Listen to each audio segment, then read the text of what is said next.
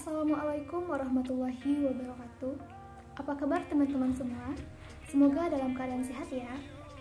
Kembali lagi bersama saya, Iwan Erlin, pada mata kuliah Administrasi dan Supervisi Pendidikan. Pada pertemuan kedua ini, saya akan membahas tentang konsep dasar, proses, serta ruang lingkup administrasi dan supervisi pendidikan. Oke, langsung saja kita bahas mengenai materi pada poin yang pertama, yaitu konsep dasar kurikulum. Kurikulum merupakan suatu sistem terkait rencana dan penguatan mengenai bahan pembelajaran yang menjadi pedoman dalam aktivitas pembelajaran. Oleh karena itu, keberhasilan seseorang dalam pendidikan ditentukan oleh kurikulum.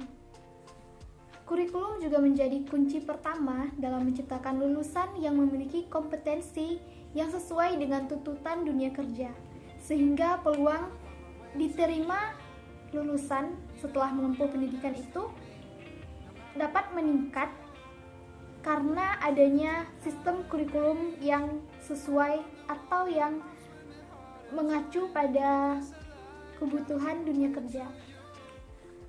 Merujuk pada Undang-Undang Sisdiknas Nomor 20 Tahun 2003 yang menjelaskan terkait kurikulum, yaitu kurikulum merupakan seperangkat rencana atau pengaturan terkait isi bahan pembelajaran dan cara atau strategi yang digunakan oleh lembaga pendidikan sebagai pedoman dalam menyelenggarakan kegiatan belajar dan mencapai tujuan dari pendidikan itu sendiri.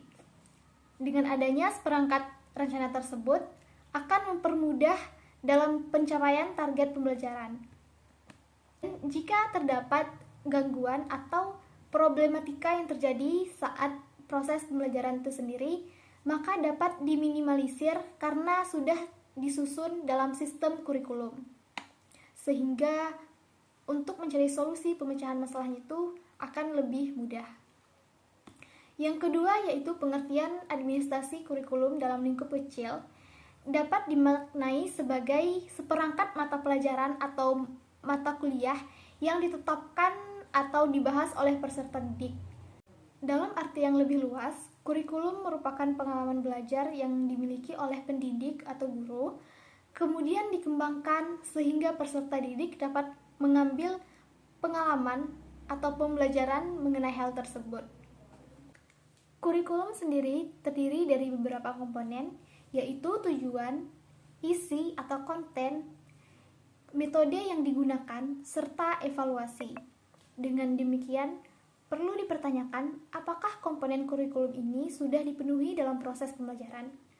Karena dalam faktanya, masih banyak lulusan yang kesulitan dalam memasuki dunia kerja. Terkait masalah tersebut memang memerlukan usaha yang sangat besar karena ruang lingkup kurikulum itu sendiri mencakup suatu negara. Namun, hal itu dapat kita tingkatkan dalam skala yang lebih kecil, contohnya lingkungan fakultas, jurusan, ataupun prodi. Usaha untuk meningkatkan kurikulum itu supaya berjalan dengan sebagaimana mestinya dapat kita mulai dari lingkup yang kecil, yaitu prodi. Poin yang kedua yaitu proses penerapan fungsi kurikulum. Kegiatan administrasi kurikulum hendaknya harus menegakkan fungsi manajemen, yaitu terdiri dari 4 fungsi, yaitu planning, organizing, actuating, dan controlling. Yang pertama yaitu planning. Planning merupakan perencanaan terkait kurikulum sesuai dengan tuntutan kerja, yaitu dengan merencanakan sedemikian rupa kurikulum yang harus dikembangkan sesuai dengan tuntutan dunia kerja. Contohnya, suatu perguruan tinggi setelah menyusun kalender akademik atau kegiatan tahunan dan program lainnya. Adapun masalah utama terkait dengan kurikulum yaitu masalah kualitas yang rendah, sehingga harus memperhatikan lembaga yang terkait dengan susunan kurikulum. Yang kedua yaitu organize atau pengorganisasian. Kegiatan ini dilakukan dengan mengambil kebijakan oleh pimpinan lembaga pendidikan, contohnya seperti rektor di dalam perguruan tinggi, serta pejabat-pejabat kampus dan dosen. 3 yaitu actuating, yaitu pelaksanaan atau proses kegiatan pembelajaran di dalam kelas yang dilakukan oleh dosen. Dengan adanya pelaksanaan yang melibatkan pengembangan dari dosen akan meningkatkan kemampuan peserta didik, baik itu soft skill maupun hard skill yang ia peroleh setelah lulus dalam proses pendidikan. Dengan demikian, tidak heran jika lulusan yang akan mudah untuk mendapatkan peluang kerja karena ia sudah memiliki skill yang ia peroleh dari kegiatan pembelajaran sebelumnya dan dapat ia terapkan dalam dunia kerja. Yang keempat yaitu evaluasi.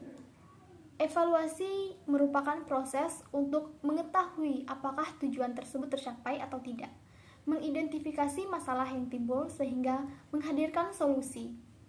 Yang melakukan evaluasi yaitu semua orang yang terlibat dalam pembelajaran, baik itu pimpinan lembaga maupun dosen sebagai tenaga pendidik yang bertemu langsung dengan peserta didiknya sehingga dia lebih mengetahui problem mana yang perlu diselesaikan atau apa yang kurang dalam kurikulum tersebut.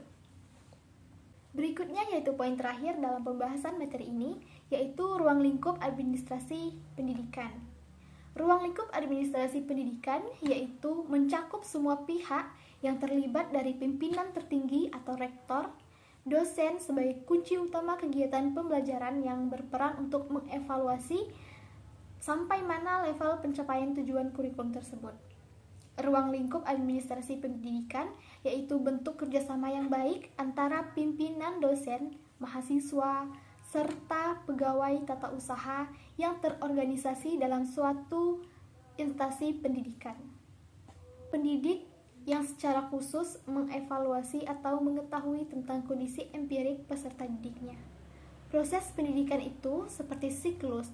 Jika hasil evaluasi menunjukkan satu permasalahan, maka hal ini berhubungan dengan perencanaan yang sudah dirancangkan sebelumnya untuk memecahkan masalah tersebut, serta mengevaluasi kembali dan meneruskan siklus dalam memperbaiki suatu sistem kurikulum. Baiklah, demikian penjelasan terkait konsep dasar, proses, serta ruang lingkup administrasi dan supervisi pendidikan. Semoga penjelasan tadi dapat menambah wawasan saya sendiri dan teman-teman yang menyaksikan video ini. Terima kasih, sampai jumpa lagi pada pembahasan materi selanjutnya. Wassalamualaikum warahmatullahi wabarakatuh.